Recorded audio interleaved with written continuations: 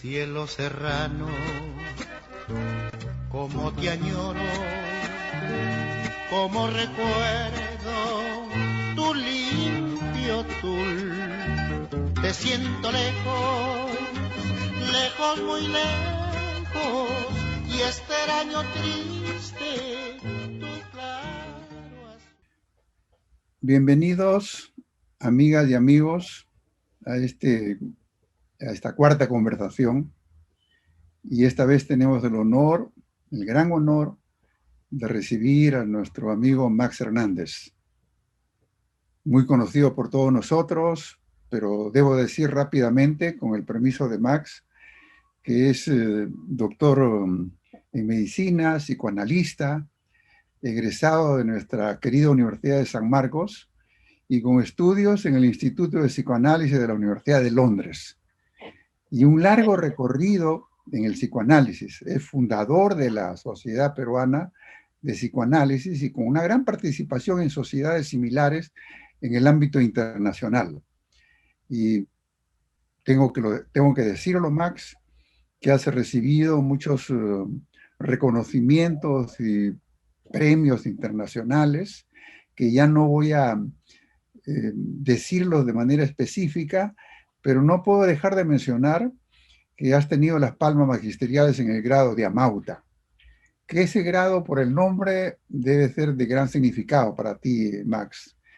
Igualmente has recibido la Orden del Sol y la Orden de Isabel la Católica de España. Entonces, igualmente que el Inca tiene reconocimiento de las dos, tienes prendas honoríficas de los dos lados, tanto del lado nuestro como del lado de España. Y es autor de varios libros que tampoco ya voy a pasar a reseñar. Y lo que sí puedo decir, que todos esos libros tienen como una suerte de temática que está bien articulada con el libro que ahora vamos a comentar. Además, actualmente ocupa el cargo de secretario ejecutivo del Acuerdo Nacional, cargo que lo ha desempeñado antes y que no habría mejor elección en nuestro país que Max Hernández para desempeñar ese cargo luego de esta conversación que ahora vamos a tener. Entonces, permíteme pasar, Max, a un segundo punto, rápidamente. Ahora, en esta cuarta conversación, vamos a conversar sobre tu libro Memoria del Bien Perdido. Punto. Con mayúscula eso. Y el subtítulo, Conflicto, Identidad y Nostalgia en el Inca Garcilaso de la Vega. Conflicto, Identidad y Nostalgia en el Inca Garcilaso de la Vega. Mirado con un ojo psicoanalítico. Debo indicar también que el libro se publicó en el 92, al celebrarse el 5º centenario del descubrimiento, ya dije descubrimiento, ¿eh? O encuentro de dos mundos, ¿no? Y ahora se reedita, ¿no? Por Planeta y con autorización de Paidós, con un nuevo prólogo en una hermosa colección bicentenario, justamente cuando estamos en el año del bicentenario de la República del Perú. Debo tomar un minutito más, Max, para decir que el libro tiene 14 capítulos y en esos 14 capítulos se resume una indagación psicoanalítica, que eso es lo original, en una investigación, en un tema que ha sido tan investigado en los últimos, yo diría, 80 años, incluso un poquito más, ¿no? Y también debo agregar que por la naturaleza de la indagación, por la naturaleza del estudio y por la consulta a tanta bibliografía, te ha tomado 10 años aproximadamente. He tratado de calcular 10 años. Desde la primera vez que con Fernando Saba publicaste este ensayo tan hermoso, ¿no? Garcilaso Inca de la Vega, historia de un patronímico, ¿no? Eso ha permitido que puedas contar en una bibliografía a la parte final de tu libro, me daba el trabajo, Max, de contar los libros que has consultado, la cantidad. Y has consultado 234 títulos, que no están puestos en la bibliografía solamente, como solemos hacer algunos autores, sino están citados en los contenidos. Entonces, eso es el autor y eso es el libro que ahora nos reúne.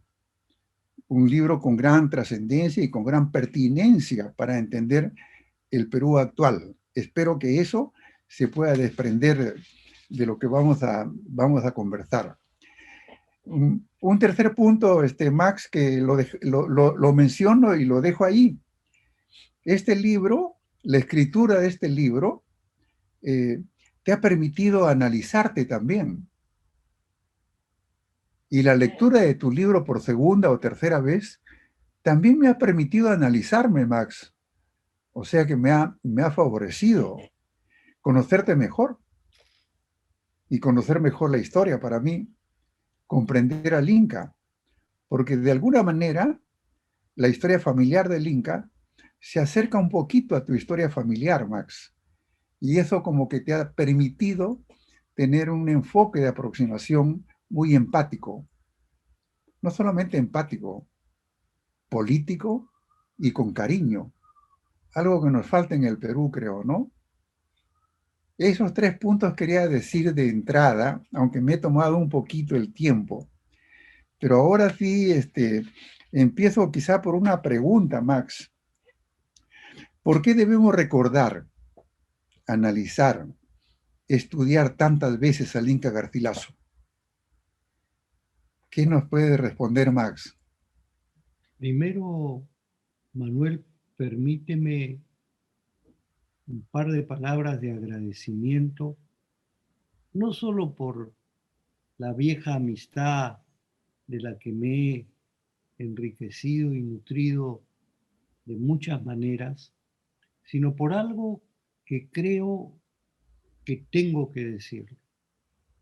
Mucha gente criticó con acidez esa audacia mía. Gente del mundo de la historia. Y me decían, pero si tú no sabes paleografía, pero si tú no eres historiador. Ojo, más de una vez soñé con meterme a estudiar historia. Lamentablemente no lo pude hacer. Pero quiero decir que tu amistad y tu apoyo al hablar del libro me han significado muchísimo, muchísimo, muchísimo. Dicho esto, ¿por qué el Inca Garcilaso?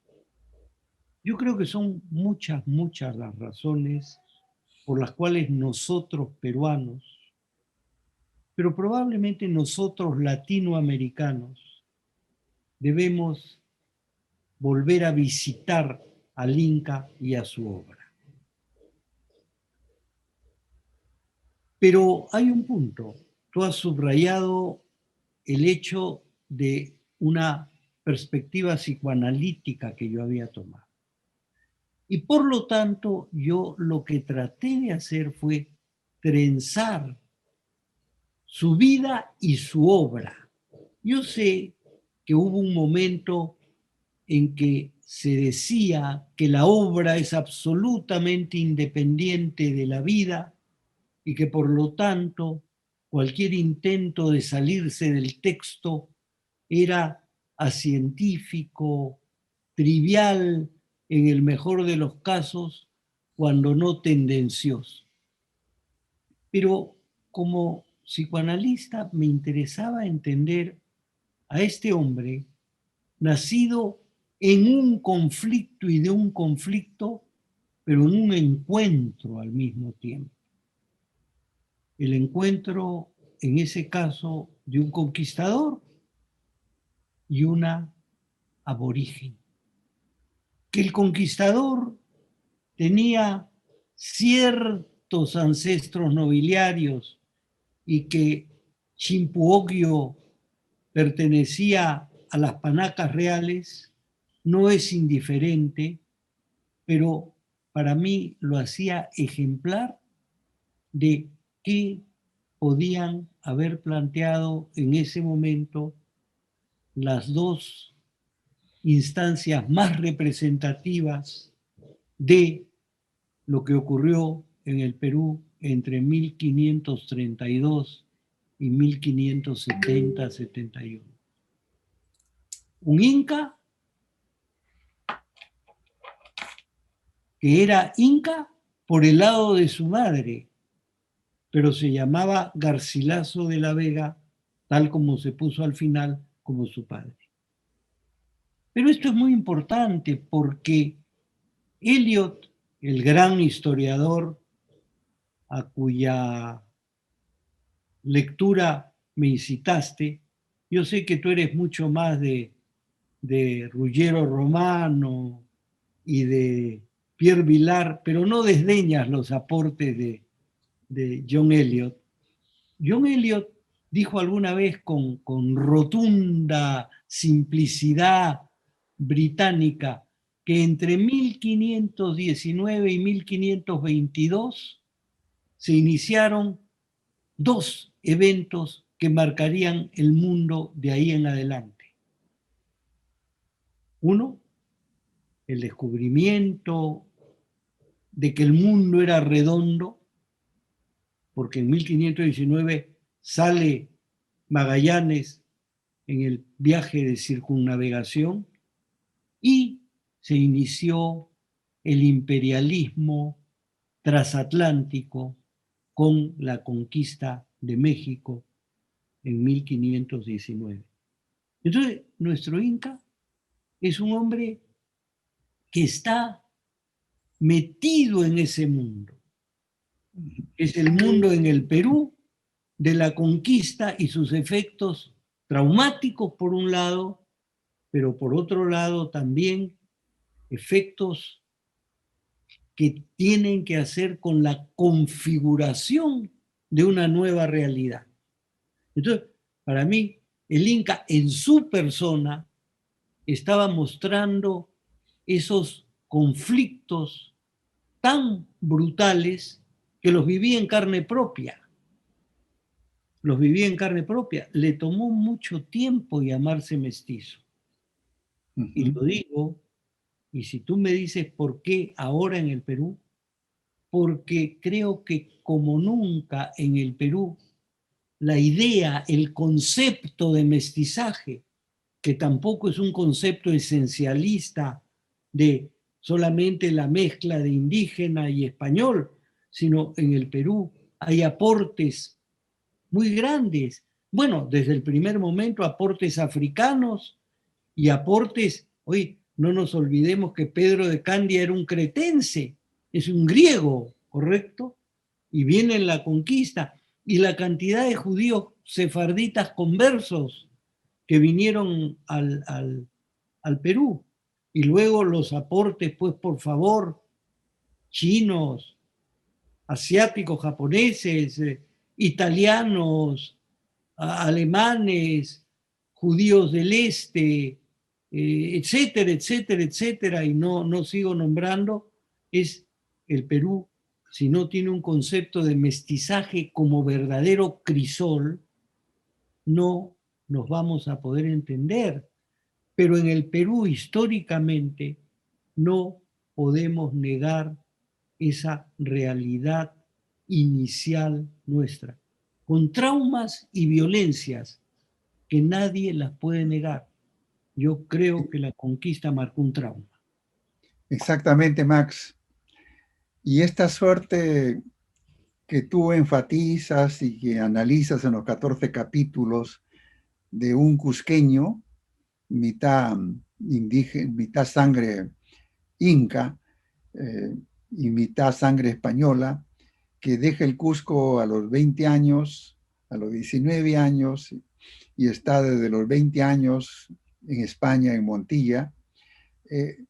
No solamente es un encuentro que se da en él de las dos culturas y en sus obras, sino tú remarcas muchas veces, dices, que el Inca dijo, no hay más que un mundo. Exacto. ¿Qué quiere decir con eso, Max? No hay más que un mundo. Yo creo que es importantísimo eso.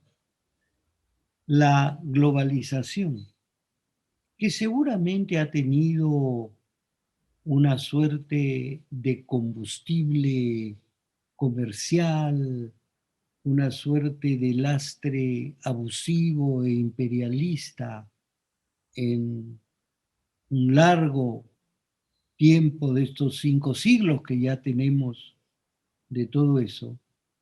Sin embargo, creó algo fundamental. Nos hizo darnos cuenta que el mundo es redondo. Cuando digo que el mundo es redondo, quiero decir que esto ya no lo piensan pues los sabios egipcios y griegos que lo sabían, o más de un navegante antes de Colón. Tenemos conciencia de que el mundo es uno. La globalización permitió que nos demos cuenta que el mundo es uno y la pandemia, disculpa que me refiera a un tema tan desagradable, nos ha hecho pensar que el mundo es uno, que un virus iniciado en una punta del Asia puede llegar al planeta entero, que puede mutar en el extremo sur de Sudáfrica o en la porción oriental de América Latina, es decir, en Brasil, y que nos afecta a todos y que debemos cuidarnos todos. Es un solo mundo y somos habitantes de un planeta. Y creo que eso es fundamental y el Inca lo supo. El Inca se refiere a la nave Victoria, que fue la única que volvió de la vuelta al mundo de Magallanes Elcano. Entonces, creo que lo que tú estás subrayando al preguntarme, porque usted es bien sapo, pues mi querido Manuel, pregunta como historiador, no pregunta así nomás, ¿no es cierto?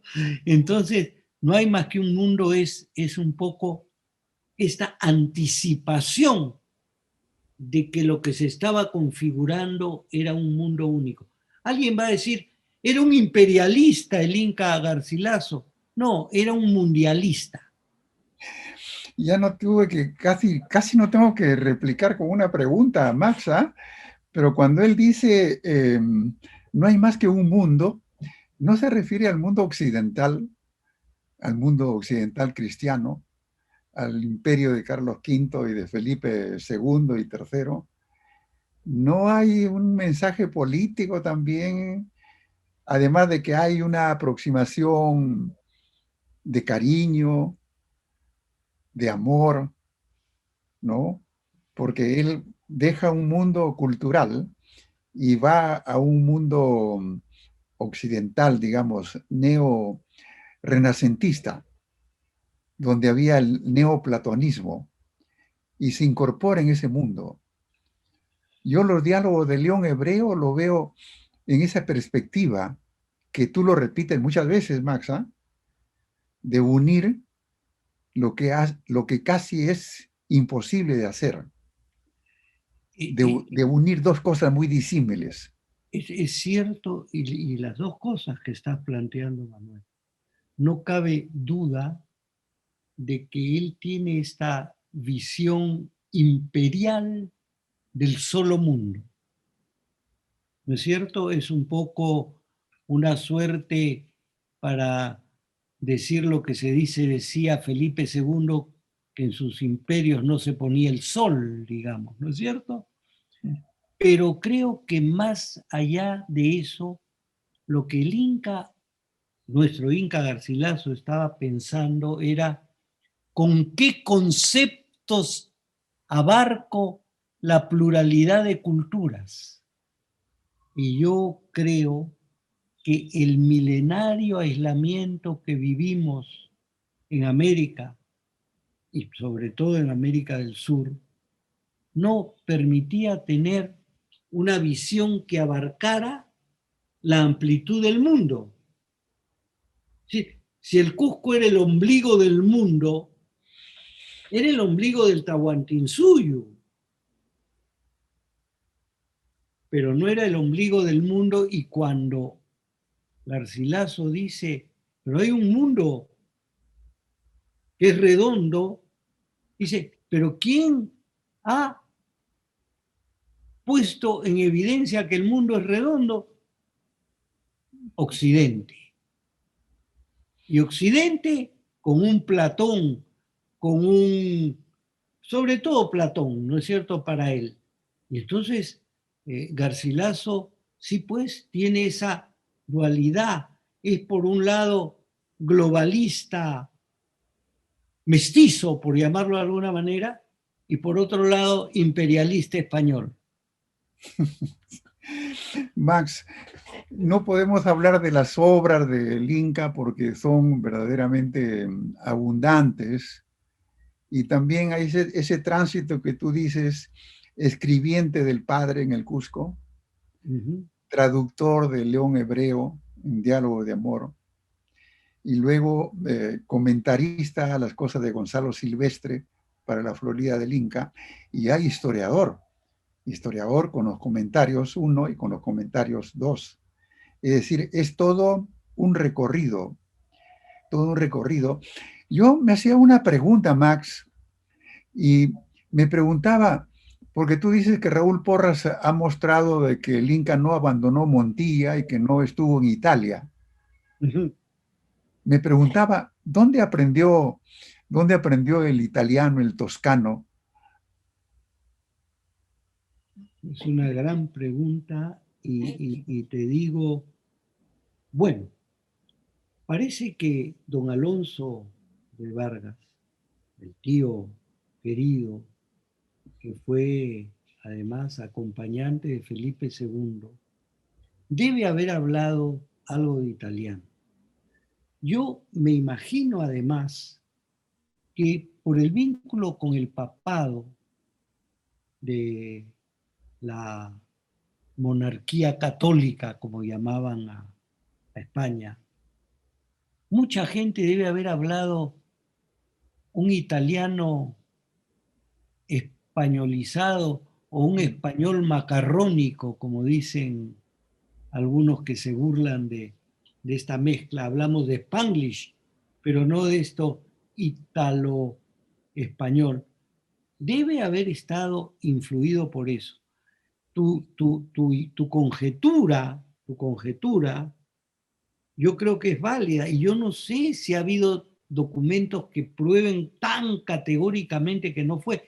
Mira, nosotros decimos del psicoanálisis, que lo acusan de no ser ciencia. El psicoanálisis, no ha pretendido ser ciencia dura en el sentido empiricista del término, no. Psicoanálisis lo definimos como una ciencia conjetural, es decir, planteamos conjeturas que tratamos de validarlas o descartarlas gradualmente, para poder dar cuenta de por qué el toscano, sí tendríamos realmente que pensar que este señor pudo haber estado en Italia. Porque, claro, yo puedo decir sí, pero en la biblioteca del Inca, y me refiero al trabajo maravilloso no solo de Durán, José Durán, el gran garcilasista, tan grande como Porras o como Aurelio Miro Quesada. Este señor, como garcilasista, planteaba una serie de cosas que a mí me han dejado permanentemente pensando. Y te digo, no todo puede estar documentado. Ciertamente. Un poquito cuando tú decías, Manuel, que yo me había analizado al analizar al Inca. Por supuesto que me había analizado al analizar al Inca. Me había analizado porque cuando uno analiza a un personaje que no lo tiene frente a frente, está haciendo una especie de hermenéutica del pasado. Pero como uno analiza desde el presente, pues el personaje te interpela tanto como tú a él. Sí, cuando Garcilaso dice, de ambas naciones tienes prendas, yo pienso y digo, caray, y me recuerdo de aquellos 28 de julio, donde yo me sentía dividido cuando iba a visitar a mi parentela materna, ¿no? Y mi padre, peruanísimo, mi madre muy generosa, pero española, pues, ¿no? Y entonces yo decía, pucha, ¿dónde estoy? Y claro, me inclinaba mucho por la independencia en clave criolla, pero leyendo entre líneas, yo decía, pero esta independencia solo en clave criolla está un poquito coja, un poquito coja. Y ahí ya vienen pues cosas posteriores. Mira, yo me analizo en inglés, me psicoanalizo con una analista inglesa. Y por supuesto que al verter mis emociones y mis recuerdos en una lengua que no era la mía, me daba cuenta que había cosas que quedaban sueltas. Y eso me hace pensar en el Inca. ¿Qué hizo el Inca con sus primeras inscripciones en quechua, con sus inscripciones en castellano, y cómo tuvo que volcar todas sus memorias? Y mira, te cuento algo. Conversando alguna vez con Rodolfo Cerrón Palomino, me planteaba, porque al Inca también le dicen mentiroso, pues imperialista, mentiroso, tantas cosas. Entonces, Rodolfo me decía que el Inca estaba hablando de un quechua que él, con Betanzos y otras gentes, lo planteó como que fuera el idioma que planteaba el universo mental y social andino, y cuando en realidad los incas probablemente hablaron el puquina o el uro, de repente Rodolfo tiene toda la razón filológica en ese sentido, pero el Inca estaba traduciendo su lengua materna quechua. No es que era tramposo al decir voy a usar el quechua para distorsionar, era la lengua materna. Oye, y la lengua materna es algo tan importante. El Dante, el gran héroe lingüístico de Italia, Dante Alighieri, escribe a favor de la lengua vernácula. Ese libro, que yo no lo he leído en su totalidad, pero he leído fragmentos de la elocuencia vulgar, ¿no? Algo así, de vulgaria elocuencia. Habla de la importancia del texto materno, Sí. del sonido materno, de los engramas maternos inscritos en la lengua materna. Eso es lo que me admira y completa mi formación de alguna manera. Garcilaso, la primera monografía que hice en San Marcos fue sobre el Inca Garcilaso de la Vega, cuando escuché a Carlos Araníbar. Y me parece extraordinario lo que tú siempre indicas, lo repites, que la vida y la obra de Garcilaso son fundantes, contribuyen a la fundación de la patria peruana. Y esa fundación El Inca lo hace en su vida personal, en su historia familiar. Entonces, muchos lectores cuando leen tu libro van a llegar a una descripción psicoanalítica de este tema, ¿no? De la relación entre Sebastián, su padre, y Isabel, su madre, Chimpugogyo, donde evidentemente no hay huellas de que hubo amor, sino posesión. Y que a partir de ese hecho, que puede ser considerado para él como un hecho traumático, un evento traumático, cuando lo comienza a racionalizar en España, él formula todo su proyecto intelectual. Cierto. Proyecto intelectual que lo lleva a recuperar la memoria. Y por eso tu libro gira alrededor de esta idea tan psicoanalítica también, memoria del bien perdido, ¿no? Recupera ambas memorias, hace la historia de los incas y hace la historia de la conquista española. Y ambas las hace con ingredientes, ¿cómo podría decir Max? Idealizadores, sí, con ciertos ingredientes. Idealizadores, nostálgicos. Esa triple idealización de que hablan, ¿no? La idealización de la aristocracia incaica, de los quipucamayos, etcétera, la idealización idealizada de su familia y la idealización que produce la nostalgia. Pero al mismo tiempo hay una recuperación. Pero quisiera decir algo, disculpa, pero esto es lo que me gusta de conversar contigo. Recordé ahora que mencionaste la patria, que alguna vez me dijiste que en mi libro yo uso un poco de manera poco reflexiva los términos patria y nación como intercambiables, y que Garcilaso es un hombre de la patria, porque la idea de nación, etcétera, yo podría invertir un poquito esta situación de esta conversación preguntándote algo que me dijiste y que no lo he procesado por completo sobre esa situación.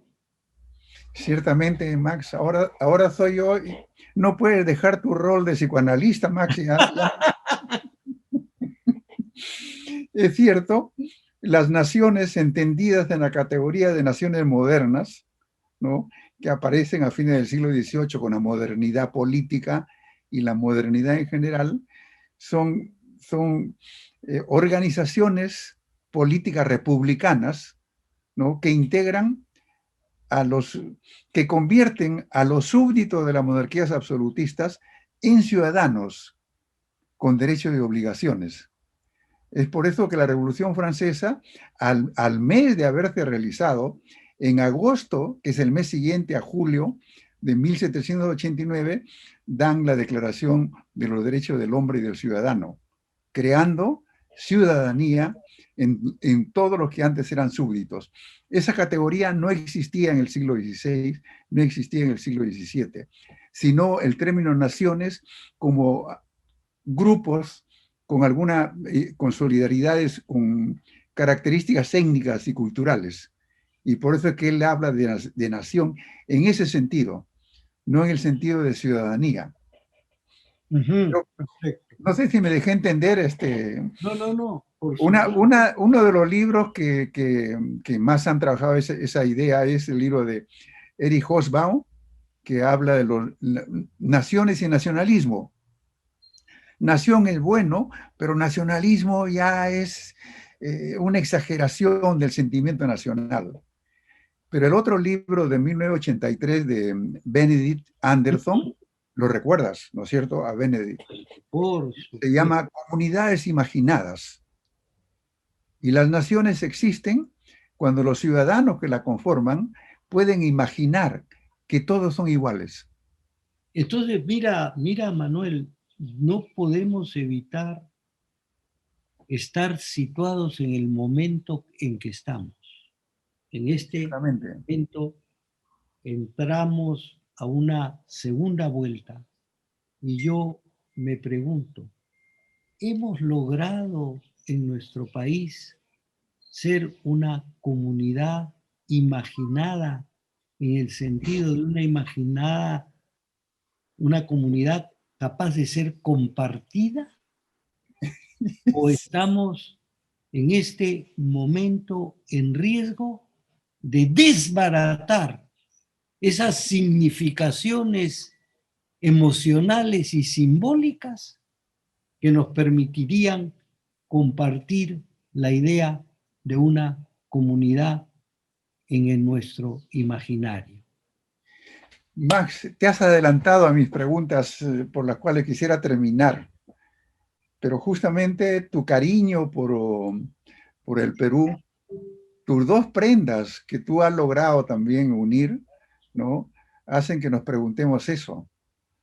¿Realmente somos ciudadanos en el Perú en este momento? Y que nos podemos imaginar que somos ciudadanos en igualdad de condiciones, sin rostros étnicos, ¿no? Sin cholos, ni mestizos, ni blancos, ni indígenas. Esa es una pregunta que lo dejo para el final, Max. ¿Te parece? Perfecto, perfecto. Ahora yo digo, si nos salimos un poquito de tu libro, el Inca ha sido incaísta, ¿no es cierto? No había más que los incas, hizo esta suerte que tú dijiste de idealización de los incas, lo hizo él, lo hicieron los españoles también, lo hizo la versión materna en el Cusco, pero también lo hicieron los lectores, los que leyeron al Inca, que es el otro camino, ese es el camino de la utopía andina, Max, que tú lo señalas, y que no lo voy a mencionar más, pero después de los siglos coloniales, como que las poblaciones indígenas quedaron desculturalizadas, quedaron con culturas con minusvalías, ¿no? No eran poblaciones indias, pero el siglo XX, y ahí estamos ingresando al siglo XX, Max, en el siglo XX tenemos a Julio Cetello, que dice, los incas fueron el último peldaño de una evolución muy rica en el Perú, rica cultural, artística y políticamente. Crearon civilización. Entonces, Julio Cetello nos permite decir, bueno, y aparecen manifestaciones como Daniela Lomía Robles, el Cóndor Pasa, aparece una recuperación de la cultura y comienza un cierto orgullo de tener la cultura inca, la cultura indígena. Pero de ahí, si nos acercamos a la actualidad, Pablo Macera criticaba a la República y decía, tenía palabras gruesas para la República, y decía, los criollos crearon el concepto y lo difundieron más bien de cholo. Te digo otra cosa, Max. Esto que estoy preguntando es una transición para que tú reflexiones. Lo otro que tú mencionas, los autores que he mencionado, tú los mencionas. Julio Kotler decía, gran parte de nuestros problemas actuales es porque tenemos un legado colonial que no hemos resuelto. ¿Qué piensas de esos tres casos, Tello, Macera y Kotler? ¿Aún están presentes? Yo creo que sí, pero mira, y hablamos de mestizajes, y si hablamos de ello, don Julio Cetello es mestizo en más de un sentido. Es mestizo de médico con arqueólogo. Es mestizo de cholo de Guarochirí con estudiante de Harvard. Y es mestizo en tanto que traduce restos pétreos a la escritura estupenda que él tenía.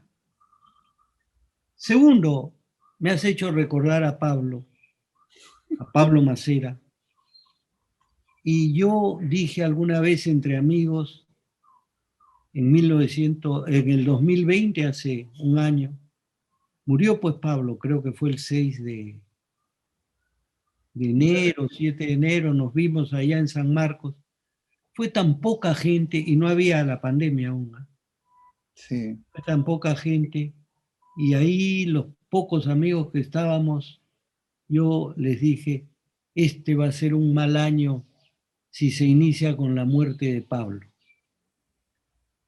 Y Pablo era, pues sí, atrabiliario, ácido, feroz, amante de la frase perfecta, y además conmovedora, ¿no es cierto?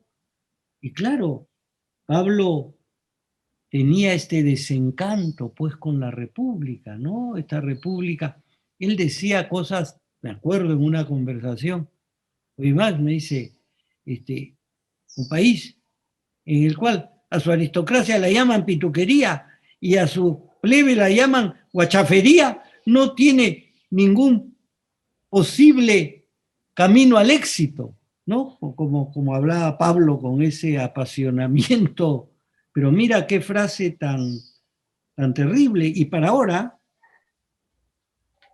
si vamos a llamar a esto pituquería y a esto guachafería, vamos a crear otra partición verdaderamente brutal.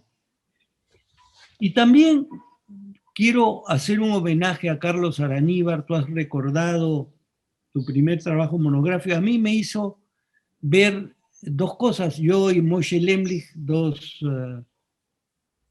psiquiatras ahora, hicimos letras y a uno de nosotros nos hizo explorar un poquito la epidemia de sarampión viruela en el Inca, perdón, en la época de Huayna Cápac, y a otro nos hizo ver un poco las trepanaciones, que en esa época don Pancho Graña había hecho una operación con un tumi, ¿no? Entonces, mira, esto que sea un homenaje también a nuestro querido San Marcos, ¿no? Entonces estoy hablando en este caso estrictamente de Tello y de Pablo Macera. Dejo un poquito aparte lo otro para hilvanarlo más bien con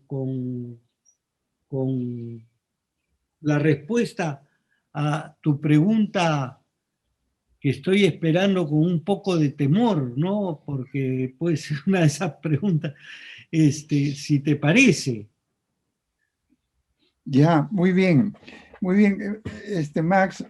Hay una cita de Moisés Lemlich en la introducción a tu libro, ¿no? Moisés es tu gran amigo de estudios. Ustedes siguieron en San Marcos cuando San Marcos se escindió, ¿no? Cuando San Fernando se escindió. Y siguieron con Carlos Alberto Seguín.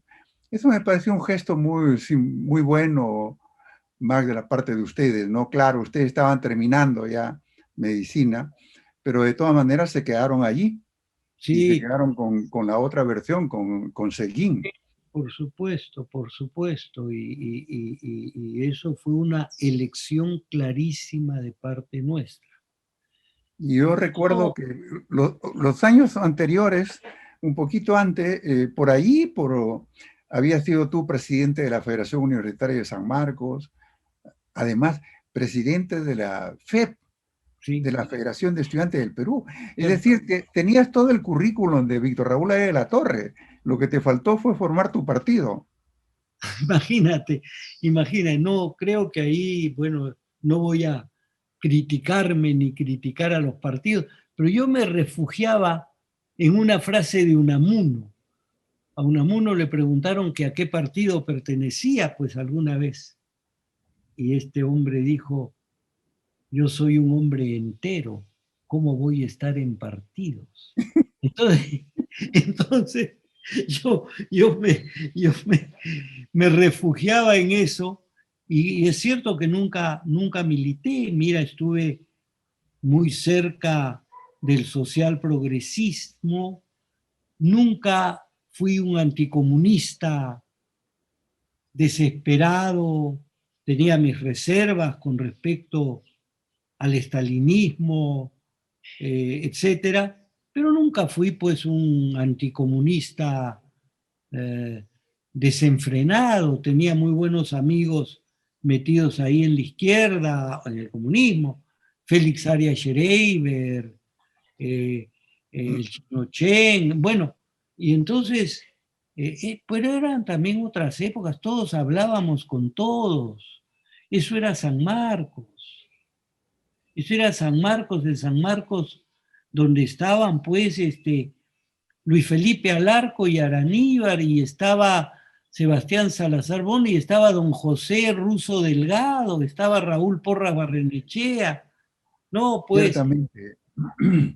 Lo que te preguntaba, hice alusión a Moisés, porque él dice que pocos libros como el tuyo nos acercan a las tantas dimensiones de nuestra identidad.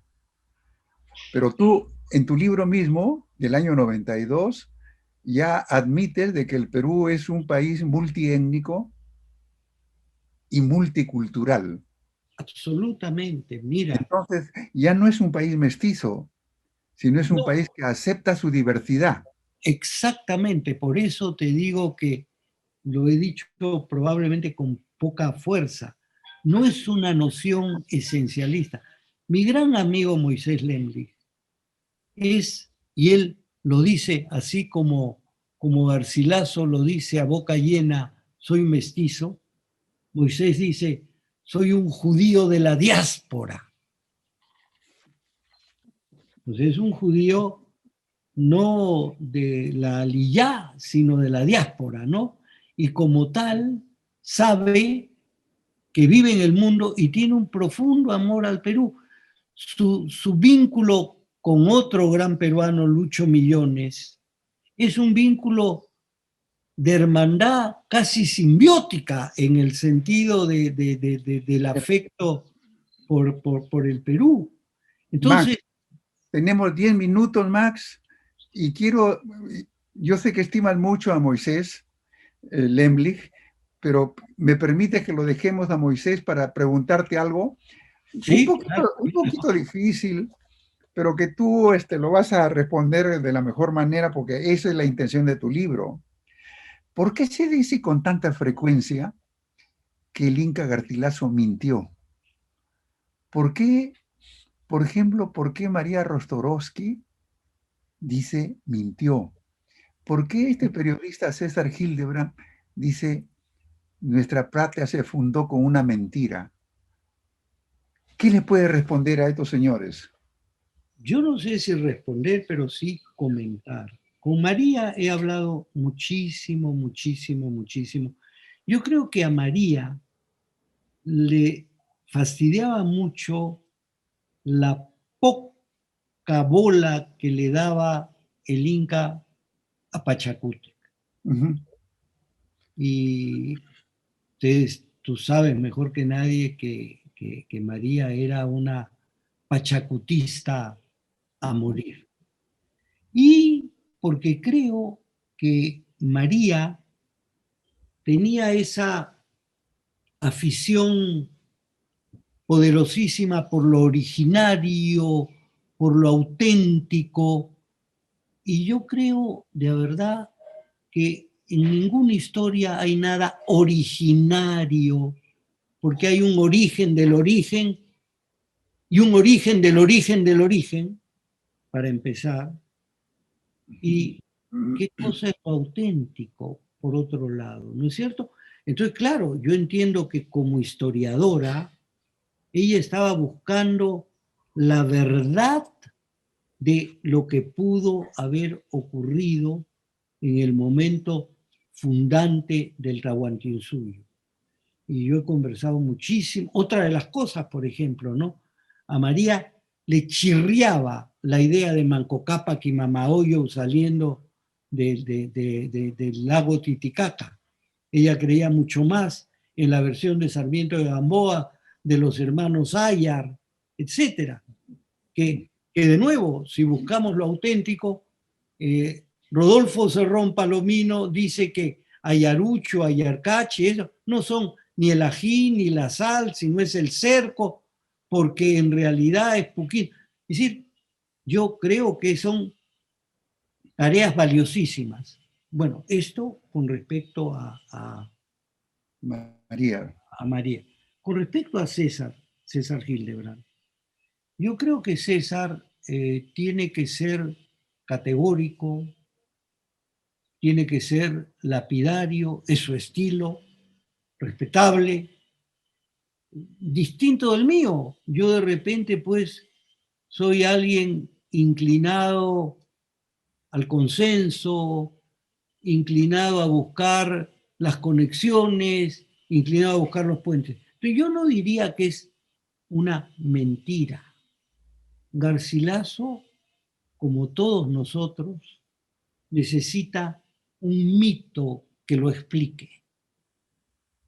Tú, yo, todos nosotros tenemos que decir algo, y ese mito sería, para usar una expresión freudiana, Freud pues era muy culto y conocía bastante del griego y mucho del latín, hubiera dicho, uno tiene que construir un protón pseudos.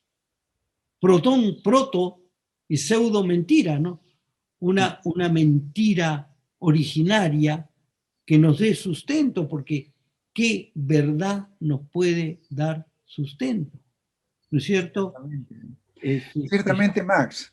Max, yo tengo 2 citas acá y tenemos solamente 5 minutos. Hay 2 citas que me han perturbado y quiero que nos expliques un poco. En una cita dices, refiriendo a Garcilaso, sus conflictos parecen situados en un presente atemporal.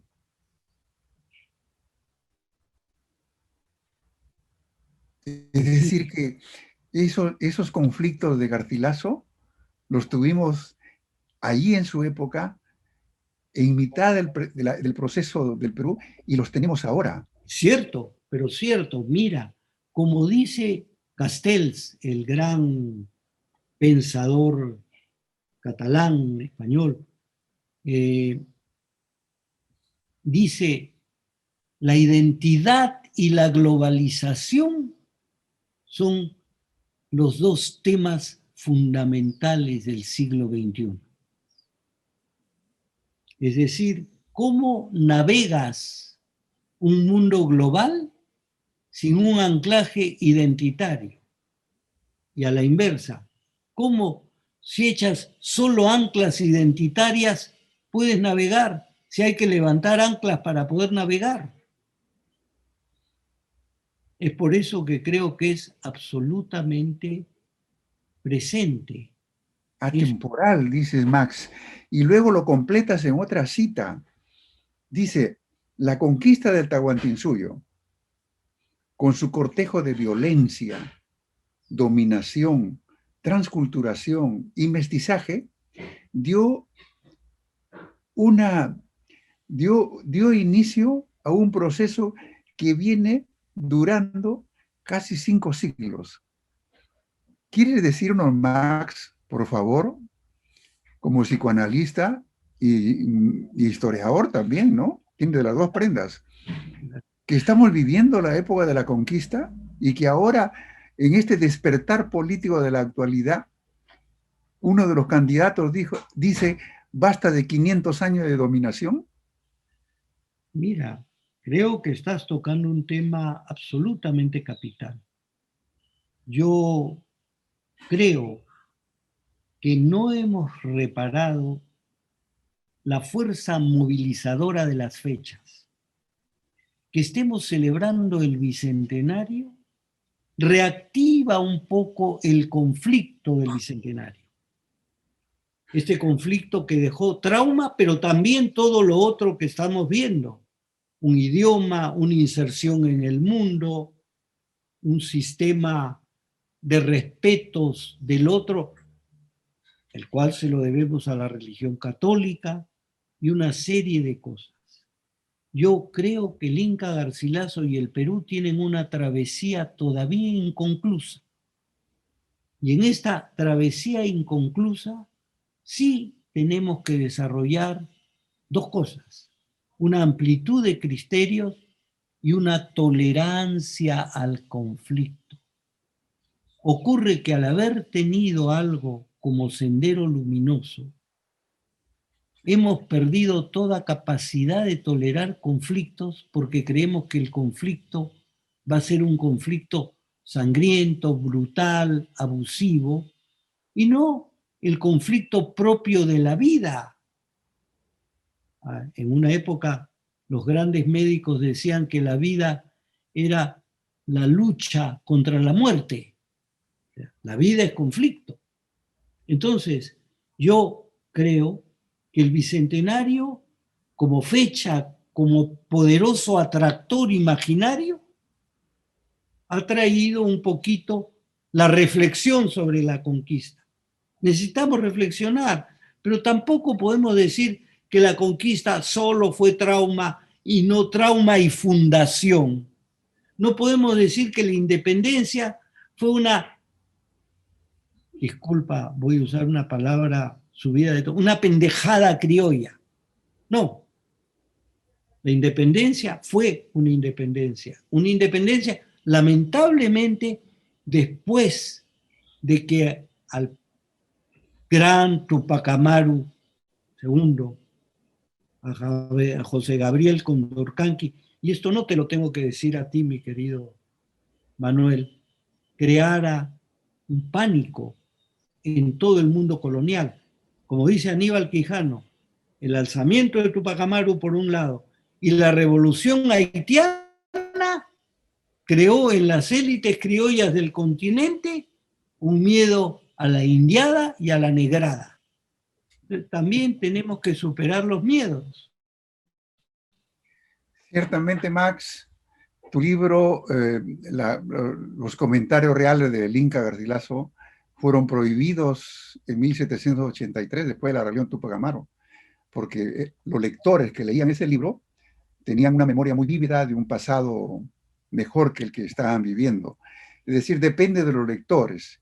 Y es por eso que tu libro ahora, en la celebración del Bicentenario de la República, viene muy bien. Nos dice, tenemos muchos problemas del pasado que tenemos que resolver. Y creo que tu libro, que ahora se encuentra en la librería de Lima gracias a Planeta, nos hace recordar eso, ¿no?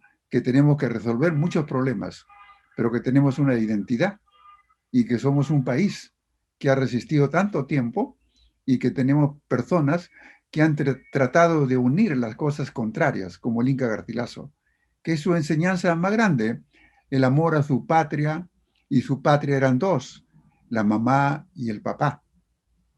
¿Te parece, Max, si nos despedimos?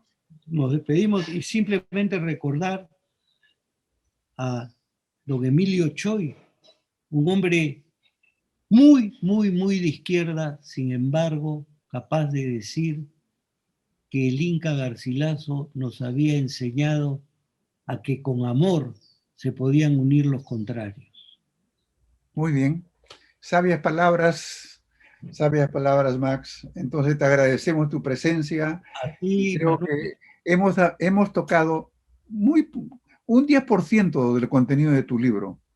Y creo que todos los que lo van a leer van a recibir también una dosis de autoanálisis y de necesidad de conocerse mejor.